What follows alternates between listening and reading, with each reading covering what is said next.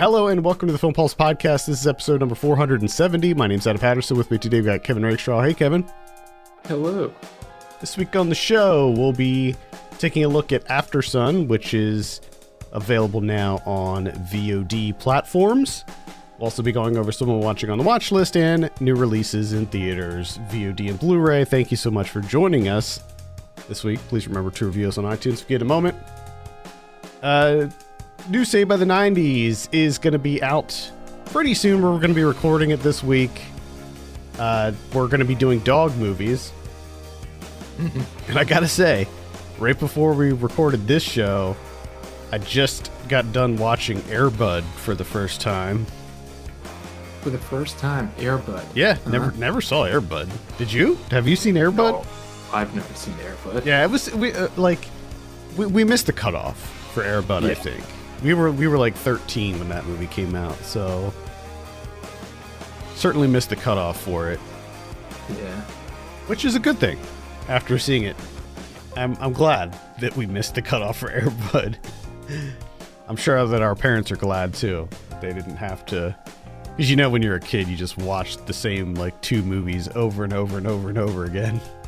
Mm-hmm. So does the Air Bud, can he ball? You know, it's weird because they don't put him in the game until the very final scene in the movie. So it's kind of like, not really, it's Air Bud, but there's not a lot of Air Budding going on.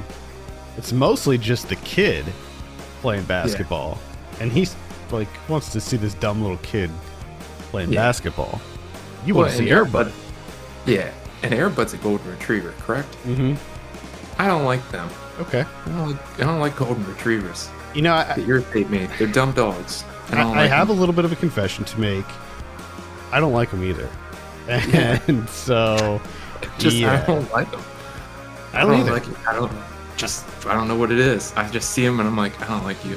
I find them to be too generic. That's my problem. When you say dog, when you just say dog, I feel like the golden retriever is like the most generic dog breed that just pops into your head. You know? It's like a default. It's like a placeholder. Yeah, like when you every time you look at like, you know, children's books or whatever, just anything that just involves generic dog, it's always like a golden retriever. Yeah. They're just not interesting. Fuck them. They have no personality. To be clear, I love all dogs, regardless of breed, but there are some breeds that I'll still pet them. Yeah, of course. Who's a good boy, love you. But it's like it's a mouth breather of a dog. Mm-hmm. Pretty much, yeah. Except Air Bud can play basketball and apparently other sports in addition to basketball as well. Oh yeah, soccer, volleyball, baseball, football. I like how the baseball one incorporates a raccoon. I might have to watch that one. Because it has a raccoon. Come on, dude. There are like, I think there's like 5 proper Air Bud movies, and then the like Air Bud extended universe has like 14 or 15. Because after the first few Air Buds, they spun it off into like Air Buddies, which are like the puppies. Oh yeah. Yeah, we'll talk more about it on Saved by the 90s this month. So stay tuned for that. With that, I think we can kind of do a sharp 180 here and talk about Aftersun. I have a synopsis here. Sophie reflects on the shared joy and private melancholy of a holiday she took with her father 20 years earlier. Memories, real and imagined, fill the gaps between as she tries to reconcile the father she knew with the man she didn't. This is written and directed by Charlotte Wells. I'm not going to bury the lead here. This is one that when we did our year-end top 10s, I said that this is one that I missed, that I wanted to see, that I didn't have a chance to, and I thought that it might have the chance to end up on my top 10. I'll just tell you right now, it definitely would, and I think that would be number 1. Like, I just straight up think that had I seen this before we did our lists, this would have been my number 1 movie of the year. I was absolutely floored by this. I loved every moment of it. and I just thought it was absolutely near perfect. Like every aspect of it, like just the level of nuance in this, the storytelling, the cinematography, the music. I think that it was just all so meticulously, lovingly crafted. And I think it's amazing that this is Charlotte Wells' feature debut as well. Like, what a strong debut. I know she made some short films before this, which I haven't seen, but... Yeah, that was going to be my piggyback right after everything that you were saying.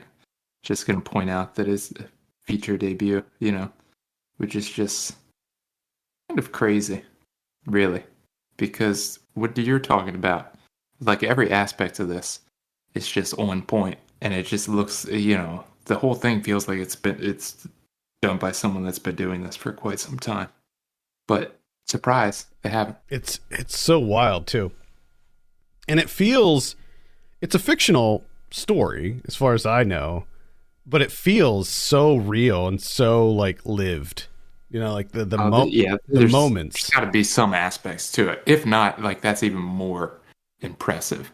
If you're able to conjure those types of feelings and present it in that way without having those lived experiences, like that's insane. Yeah. I loved the storytelling in this. In a lot of ways, it almost plays like a coming of age story, but at the same time, it is like the synopsis says. It's the main character as she's remembering this vacation she had with her father, and it's one of those movies where the whole time you're just expecting something horrible to happen, but it's not a movie that's designed to do that. So I feel like it in some ways circumvents your expectations, but I think that it does so in a really effective way. Like it wouldn't be as effective if it turned out like if something crazy happened at the end. Like it wouldn't I think have as big of an impact than I think it does it. I think it does a great job of like alluding to things and keeping it in the point of view of the young girl, as to like us, the viewer, seeing things. We can kind of piece it together. Like, oh, okay, this guy probably has some, and that definitely like addiction issues or something. And and that she's not 100% seeing it because she's a kid. And that was one of the things. That was one of the things I love the most about this movie is that you have this. It from time to time, it'll cut away from young Sophie, and this takes place in the early 2000s, to current day Sophie, where she's turning 31. She's the same age as her father when they were on this vacation, and she's watching the home movie footage that they took during this vacation. She's remembering the pieces, the elements of this vacation, but she wasn't there for all of it. As far as like, she wasn't there with her dad for all of it. So those missing pieces, she's just kind of inferring what happened. So like what we're seeing as the audience, like we can't be entirely sure that that's even how this all played out. We're just seeing what she's imagining happened. It's sort of like these false memories. And from that, like you said, we're able to put the pieces together about her father's kind of personal like issues that he was having, be it, mental issues, addiction, whatever it was that was sort of plaguing him. She never saw that as a child, but then when she revisits it, she kind of fills in the blanks. And I thought that was amazing. Like, I thought that was such pitch perfect storytelling. Oh, yeah. And the way that she goes about it, too, in that kind of, oh, man. Like these kind of fleeting moments, you know what I mean? Like, it kind of goes in and out, and it jumps around.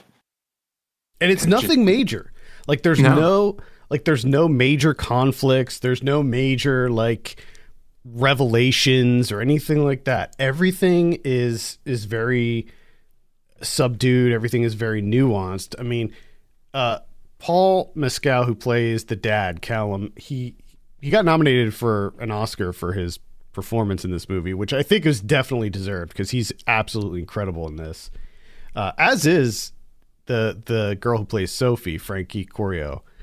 And so you have this, like, I mean, at the end of the day, like, he is a very caring, loving father. So it's not like he's, you know, abusive or neglectful or anything like that.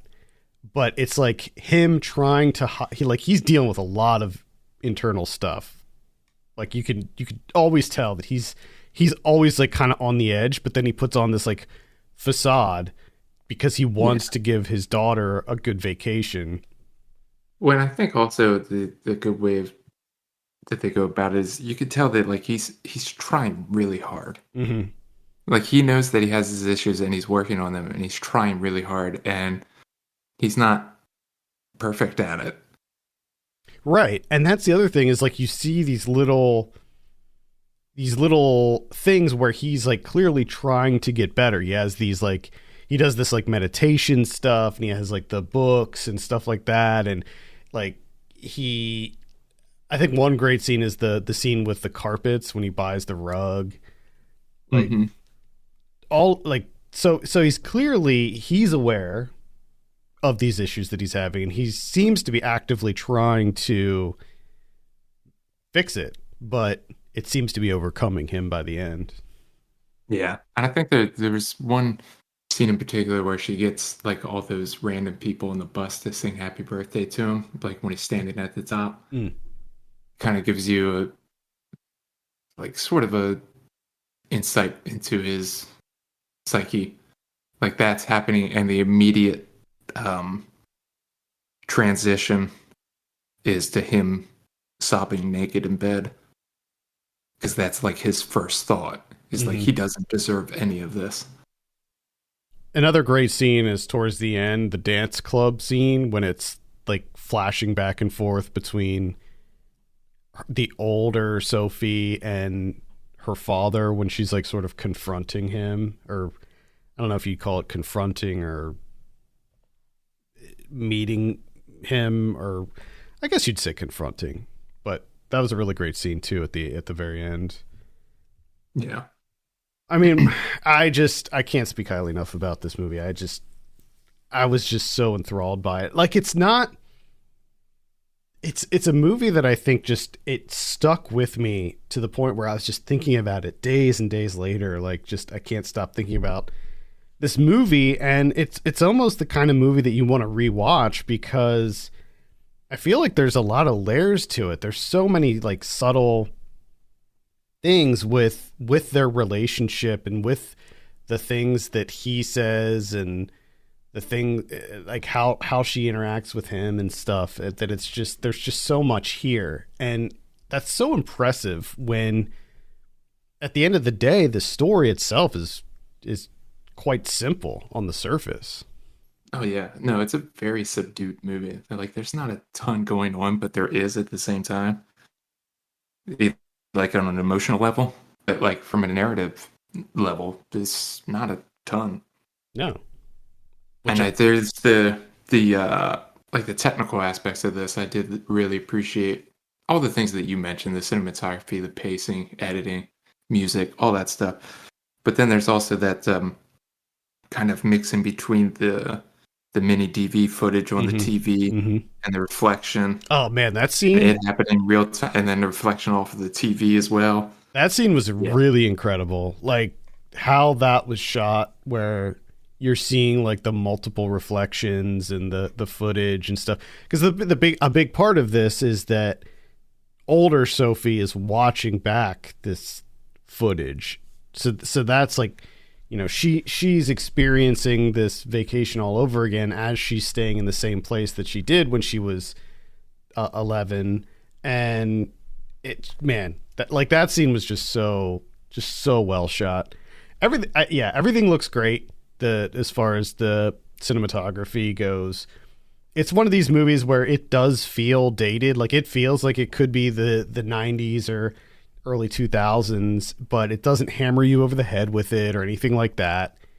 It does it in a way that you recognize that it is a movie that takes place in the past, but they don't bombard you with pop culture stuff. And the music selections and stuff, I think, are done in a really effective way where it's nostalgic, but it's not doesn't feel tacked on or anything like that. Yeah. No, I was quite surprised by this one. Honestly, first was early on in, I was just like, really, this is Adam's favorite movie. Would have been the favorite movie from last year. That's surprising. And then also, I think I went into it where there was just so much hype where I was kind of like, yeah, this is going to be fine. And then to find out that, no, this is actually really good. Yeah. The hype is kind of real. Honestly, I wasn't from the beginning, I was enjoying it, but I wasn't loving it at the beginning. I was just like, okay, yeah. Because I didn't really know where it was going or just how big of an impact it would have on me. But as it kept progressing and you get to know the father and the daughter more, and you sort of see where it's going and what it's saying, that's when it really just kind of completely hooked me. I mean, it's weird because it is a very sad movie. It's a devastating movie in a lot of ways, but not maybe how you would think, because it's not like you see the dad die or anything like that. It's all sort of implied things. And I think that in some ways that makes it even more kind of devastating.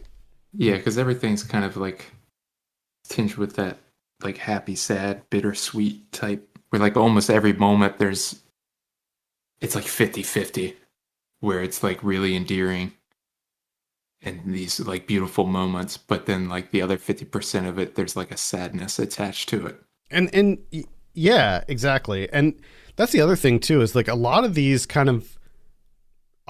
moments that she's remembering fondly are very just fleeting, dumb little things, like her playing the motorcycle game, and just small things that seem insignificant, but those oftentimes are some of the fondest and strongest memories that we have, are these kind of insignificant moments that at the time really don't mean anything, but then for whatever reason we latch on to those and we look back, and those are some of it's the small moments. And I think that this movie handles that concept in a really incredible way. Yeah. No, I was surprised. Also, again, performances across the board, incredible. Oh yeah. I like the location, this Turkish resort. Liked all that stuff. Great movie. Loved it. I don't think I have anything else to add. I just implore you to see it. This is a must see for me. It's one of the few movies from 2022 that I would say watch it. Definitely watch it. Do it. I was kind of putting it off for a little while because I don't know why, but I expected it to be just really, really sad. So I was kind of trying to get myself in the right mindset to go into it. Yeah. And it wasn't what I expected, I guess. I mean, it is sad, but in a very different way. Yeah.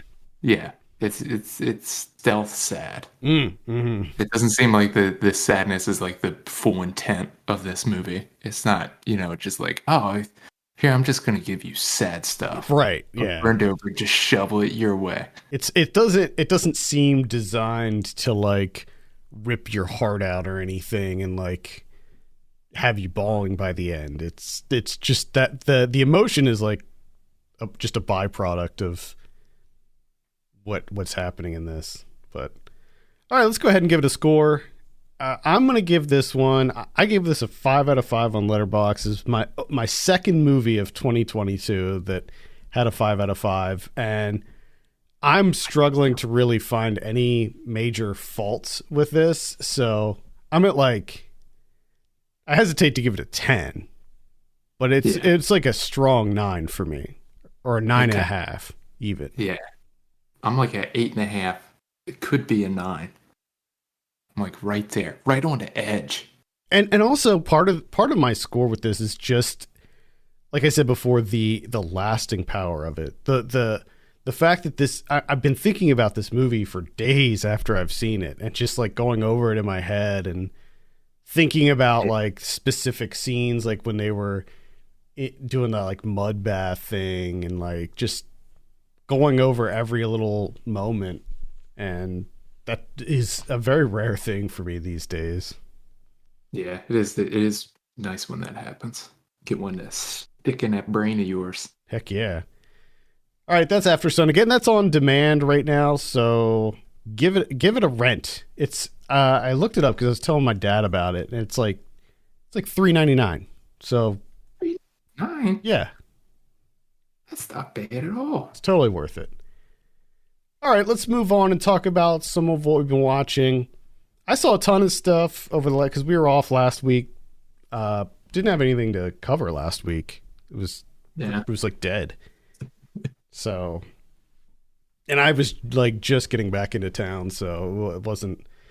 I didn't have a lot of time to watch anything anyway. But I don't know. As a result, I have a ton of stuff, but I'm only going to go over a few things here. Number one, I guess I'll start with Videophobia. This is from Daisuke Miyazaki. This is from 2019. It's a very kind of subdued paranoid thriller about a young woman who has like a one-night stand with this guy, and he secretly films it and posts it online, and she ends up finding it. And at first she like kind of doesn't feel like it's that big of a deal, but as the days and weeks progress, it starts to really begin affecting her, and the film just kind of goes through what this does to her and the psychological turmoil that it causes her. It's I mean, this is it's very lo-fi. Like, there's not a whole lot that goes on here, but I think that it is a pretty incredible movie. It looks gorgeous, shot in black and white. Seems like it might be shot on 16 millimeter. I'm not sure. I couldn't find the technical specifications for this one, but yeah, I liked this quite a lot. It's a bit of a slow burn. It's almost a no burn, really. Okay. But it goes to some interesting places, and I haven't seen any I haven't really seen too many like low budget, like indie kind of art house Japanese movies in quite a while. So this one, I don't know. I guess I was just kind of in the mood for something like this. So I would recommend it. Videophobia. Kevin, I think you'll like this one quite a bit. I might have to check this out. Never even heard of it. I watched Robert Altman's Images from 1972. Caught this on Tubi. It's on Tubi. This is Susanna York. She plays Catherine. Catherine's just kind of losing her bearings a little bit. She's suffering from schizophrenia. She's haunted by hallucinations of like past lovers just showing up. And are they real? Are they not real? Who knows? Like, they're just in the house. Next thing you know, boom, pop in the house. So there's a lot of that going on. She's there with like her husband, and then like he'll walk out the front door to go hunting, and then all of a sudden this French guy comes out from the side door, And he's just like, hey, how's it going, Catherine? She's like, what the fuck are you doing here? But that's because she's got schizophrenia. And, it's an okay movie. Like some of it, the way in which it's shot, I mean, it's Altman. So, the filmmaking, the technical aspects of it are pretty good. But if you're the type, and I think you are, as am I, where you're kind of sick and tired of the, is she crazy? Yeah. Because this one's like, it's really quick where it's like, is she crazy? She definitely is. You know what I mean? Yeah. And you're just like, well, okay. That's kind of a twist on it, because whenever there's one of those is she crazy movies, she never is crazy. Yeah. So it might be kind of refreshing just to have one where it's like, she is. She definitely is. But even then, it still like doesn't work 100% because like she finally gets sick and tired of the Frenchman. She's like, I want you to leave the house. You need to get the fuck out of here. And he's like, I'm not leaving. I'm like a figment of your imagination. So she kills him, right? And then she kills another guy. But when other people come to the house, obviously their bodies aren't there. And then at the end, it's like, oh, she killed all these people. And you're like, I don't know. None of this makes sense. I don't know who she killed, who she didn't kill. I don't know who's still alive and had the opportunity to be killed, where they died years earlier. I don't know. And I don't really want to find out. I'm not really going to look into this further. I'm just like, okay, whatever. Move on with my day. All right. That's images from Robert Altman. I need to flesh out my Altman filmography. That's what I'm attempting to do here. But also, I think another thing of it is Susanna York. Not a big fan. Not a fan of her. Got it. I saw Rollercoaster from 1977. This is directed by James Goldstone. This is one that I've been meaning to watch forever, and I finally was like, you know what? I'm in the mood. Let's do it. Rollercoaster. What this is about is there's a terrorist who's going around to theme parks and putting bombs on roller coasters. Yeah. And blowing them up. And George Siegel plays he's like a safety commission guy. Like he inspects the like different roller coasters, make sure that they're safe. And he's the one who kind of figures out that it's not like, because the first two that happened, they think it's just an accident, like something went wrong. But he like immediately figures out like, oh no, somebody's sabotaging these coasters, man. And so like the FBI kind of pulls him in as like an expert. And then the terrorist guy is like, okay, well, this guy's like figuring me out. So he kind of pulls him in and starts having him doing tasks for him and stuff. And basically one whole giant portion of the movie is just the terrorist telling George Siegel to ride different rides at a theme park, and like him just getting on rides and riding rides. And it was that was kind of an amazing scene. Incredible. Yeah, so it's really fun. I enjoyed the 70s theme park thing because this takes place in, I don't know, like 3 or 4 different theme parks. And it's just, I don't know, it's just fun to see these like theme parks in the 70s. The story was pretty entertaining too. It sort of reminded me of like Die Hard 3 or something, where like we know who the guy is like right away, and it's just like him, calling up George Siegel and being like, go here in 10 minutes, get on the coaster, ride it twice.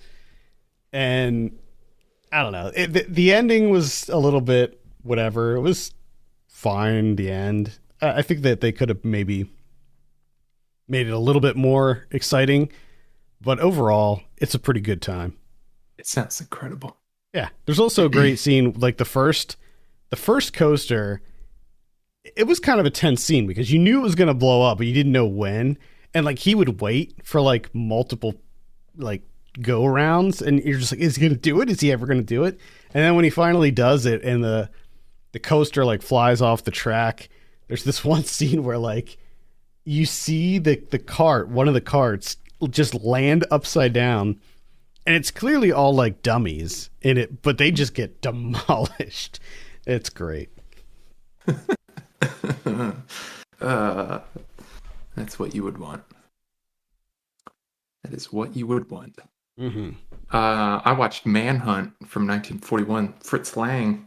This is on the Criterion Channel. It's an old black and white movie of this guy named Thorndyke. He's a British hunter. I guess like the most famous big game hunter there is. He's vacationing in Bavaria, right?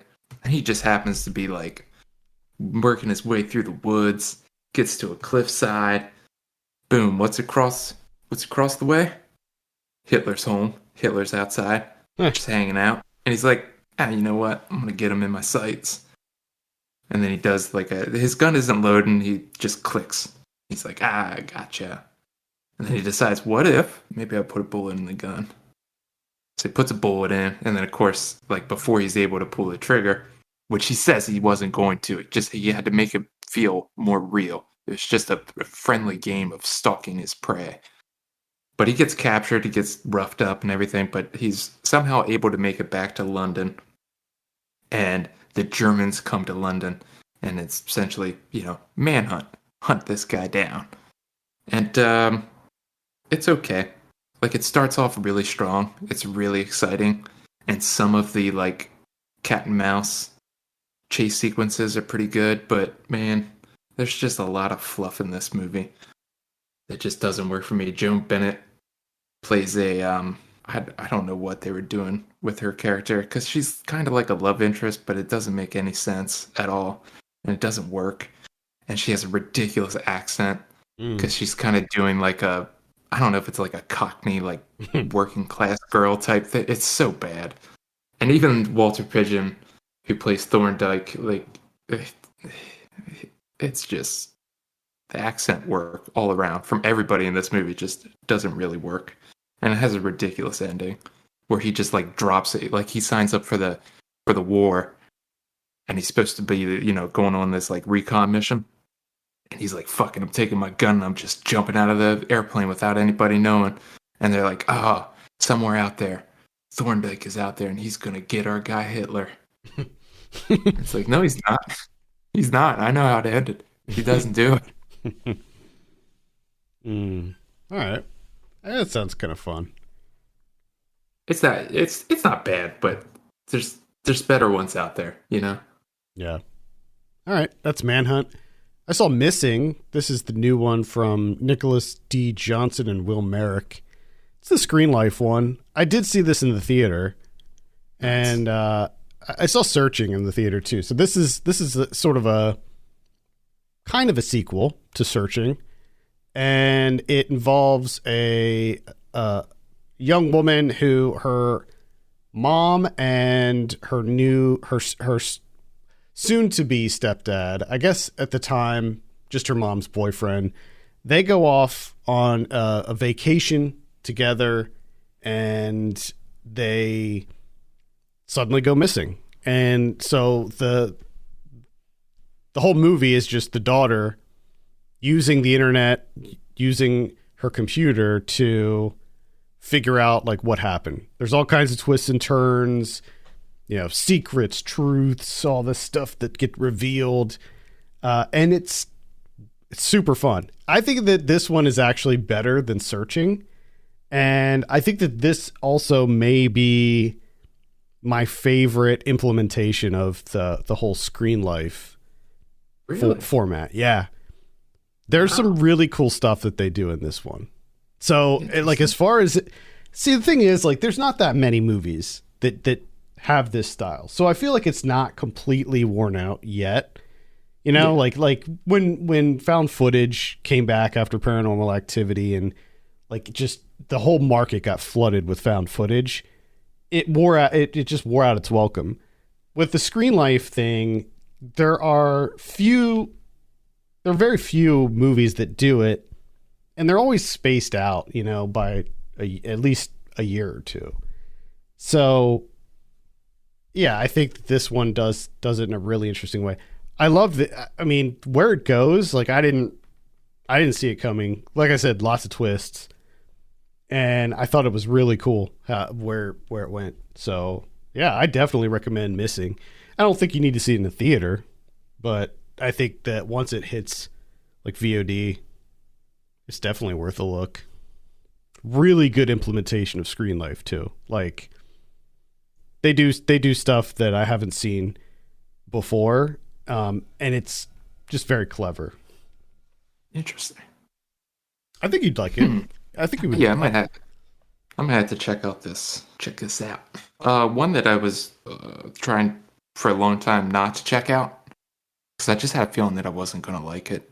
That's The Worst Person in the World. I finally checked it out and I didn't like it. Oh. I was surprised though that this movie was a little bit more whimsical than I was expecting. Mm-hmm. So that was like a pleasant surprise. But just I don't know. I just found so much of it just kind of grating and irritating, and I did not have a good time. Did not have a good time when I was watching this bad boy. I remember it being a lot heavier than I expected. Yeah, it was kind of a weird juxtaposition as how heavy it gets and then how whimsical it is at time. Because like the heavy stuff that I kind of expect from him as a director, the whimsy was kind of surprising. It was like, oh, I don't remember him really doing that. So that was a nice change of pace, but I don't know. I just the whole story and the characters and everything, it felt really contrived. Just not. It just felt like two dudes writing a woman character that should not be writing a woman character, if that makes sense. It does, yeah. I remember liking this, but I don't remember any like specifics as to why I liked it. She like there's nothing to her. And then like her big thing is she writes an article about how she likes to be face fucked.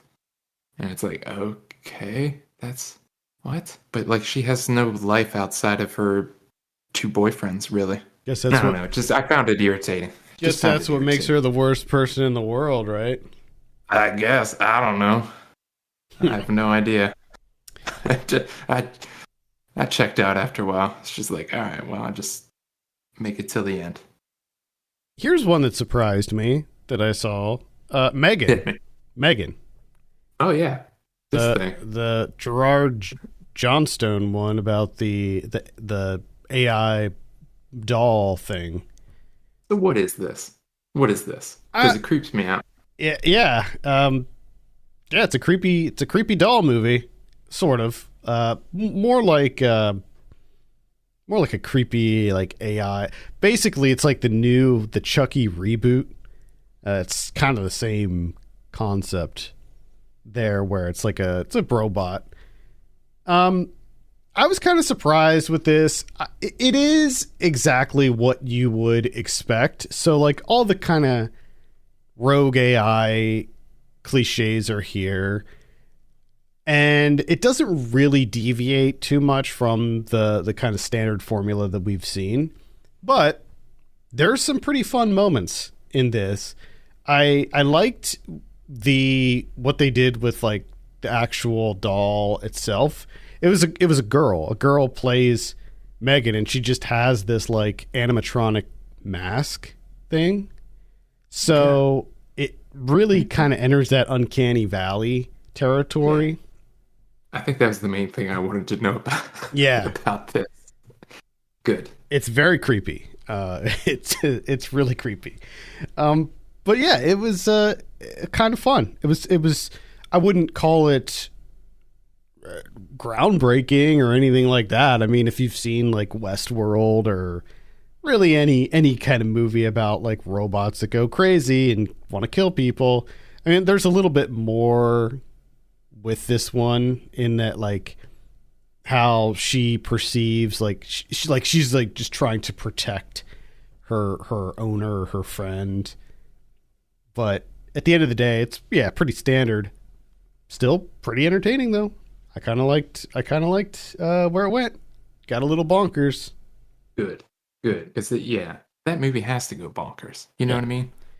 Yeah, the director is the guy who did Housebound, which was I think that was a New Zealand horror comedy that was Oh shit! I Yeah, loved Housebound. So yeah. Oh yeah, my god, I forgot all about that movie. same guy did that. Wow. Yeah, I mean, light recommend for Megan. Yeah, good to know. That's all I have. Okay, that's all I have too. One other quick one that I'll mention is In Search of Darkness Part 3. I noticed that this was on Shudder. I didn't realize that it was on Shudder. I knew that it was like coming out soon. This is, if you're not familiar, David Weiner made this series of documentaries on 80s horror, and it is like the most comprehensive documentary series on 80s horror you will ever see. This is the final one, and it's 342 minutes long. So it's like 5.5 hours long. And this is part 3. And I think in a lot of ways, part 3 was maybe the most fun, because there were some movies in this that I never even heard of. Like they go really obscure with this one. And so if you're a fan of 80s horror and you haven't seen In Search of Darkness, definitely check it out. All 3 of them are like 4+ hours long, and I think this is the longest one of the bunch. But man, it's awesome. It's such a fun series. It's messy as hell though, man. This one even more so than the others, where so they mostly go year by year. So like they'll do 1980 and then cover all the movies that came out in 1980, but then they'll like intersperse it with other topics like the shot on video boom and like different trends in horror and stuff that came up in the 90s or the 80s. But there was like really they just kind of threw them in there, and then like sometimes they would do like 2 different topics and then get back to the years. So it's just a little bit all over the place. Not a big deal. It's really just the kind of the interviews and the information and the clips and all that stuff that you're checking this out for. So yeah, In Search of Darkness Part 3. Also, he's working on a 90s one right now, so I'm very, very excited for that. Good Lord. The 90s one, I think it's going to cover 1990 to 1994. Whereas with this, the 80s series, each one went through the whole decade, and then they just covered different movies for the sequel, like each part. Gotcha.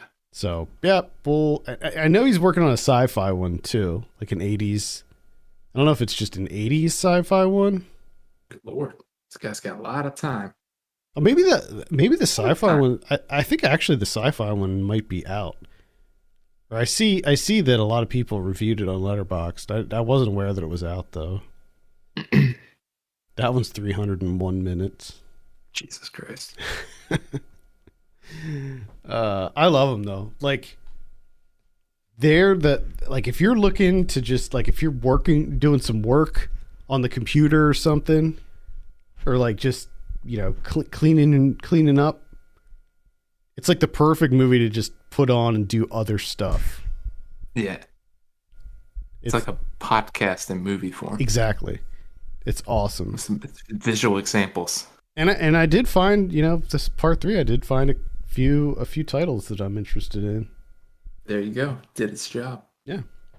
All right, let's take a look at what we have in theaters this week. Magic Mike's Last Dance is the big one. This is going to be the final in the trilogy. Who would have thought? Not me. I don't think I even saw the second one. When that first Magic Mike came out, do you ever think to yourself, this is going to be a franchise trilogy? Nope. And I think there was something I saw where it was like, I think, you know what, I think I was at the theater, and like, you know how they do like the little pre-show thing, and I think whoever that was presenting it said something about something to the same effect, like, who would have thought it would be a trilogy? Unbelievable. I mean, it doesn't look good. I'm not interested in it, but there it is. We also have Seriously Red coming out, which is surprising to me that that's in theaters, but it is. What is that? It's like I think it's a comedy about a Dolly Parton impersonator. Oh, okay. Yeah. Huh. So, Interesting. yeah. On VOD this week, starting with the 7th, we have The Last Deal. We got Mixtape Trilogy, Stories of the Power of Music, which is it's a music documentary, but it just seems like the most generic thing. Like, it's like, I'm wondering why something like this exists. It's with the Indigo Girls and Talib Kweli. I don't really get it, but I don't know. We also have The Wedding Hustler. That's a rom-com. We got They Wait in the Dark, The Fear Way, and then on the 9th, we have Attachment on Shudder. I'm interested in that one. On the 10th, we have Your Place or Mine on Netflix. We got 10 Days of a Good Man on Netflix. We have one called Disquiet with Jonathan Rhys-Meyers. Looks like maybe an action thriller of some kind. We got Sweetheart. It's a comedy. We got Seriously Red. Somebody I Used to Know, which is going to be on Amazon Prime. That's the new one from Dave Franco. It's his sophomore feature. Yeah, it's with Alison Brie. Seems like a kind of a romance drama, maybe. Okay. We got Among the Beasts. Meet Me in Paris. That's going to be on Roku. So, Roku. yeah, there you go. And The Way Out. And on Blu-ray, we have Black Panther: Wakanda Forever. We got The Return of Swamp Thing coming out in 4K. That's the 1989 one. Warm Bodies from 2013. I really didn't like that movie. Man. Ooh. Did not like that one. The Vagrant from 1992. I literally just talked about that movie. That Man Bolt from 1973. If I Were King from 1938. Marco Polo from 1962. Pinocchio 964 from 1991. Now, we covered this on Saved by the 90s a couple of years ago for the Halloween episode. We did 90s Japanese horror. And that was one we watched, and boy, that one's pretty messed up. Mm-hmm. That one is not an enjoyable watch. That was like back when like Tetsuo the Iron Man and all those were coming out, and like shit was just wild. Like Japanese horror back then was just wild. Like the guinea pig movies. It was out of control. Yeah. They were just pushing all the boundaries, man. .com for Murder from 2002. That's coming out on Arrow. I want to see that too. Don't Deliver Us from Evil from 1971. Don't I like do that. it. Don't. Hey, if I wanted you to deliver us from evil, I would have told you. Let's see. Spoiler alert from last year. Baby Oopsie 2 Murder Dolls. I'm sorry? Baby Oopsie 2 Murder Dolls.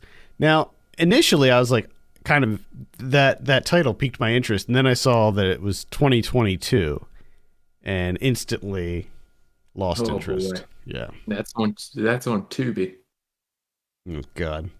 Baby Oopsie Murder Dolls Chapter 1 on Tubi. Oh, okay. So you can get caught up on Tubi, and then the new one drops Tuesday. Got it. Yeah. We got Julia from 1974. Joe Pickett. Oh, no, wait, that's a TV show. I've never even heard of that. Joe Pickett. Night Feeder from 1988. That's pretty much it. What about Criterion's? Oh, we got one. We got a box set, and that's 3 colors from Kozlowski. We got blue, white, red. Getting that new 4K. Hell yeah. Get that 4K UHD. Hell yeah. Brilliant. All right. I think that's going to do it for this week. Thank you so much for listening. You can send us your questions and topics to podcast@filmpulse.net. You can follow us on Twitter @filmpulsenet and @filmpulsekevin. And if you have a minute, consider reviewing us on iTunes. That'd be great. For Kevin Rakestraw, my name's Adam Patterson. We'll see you next week.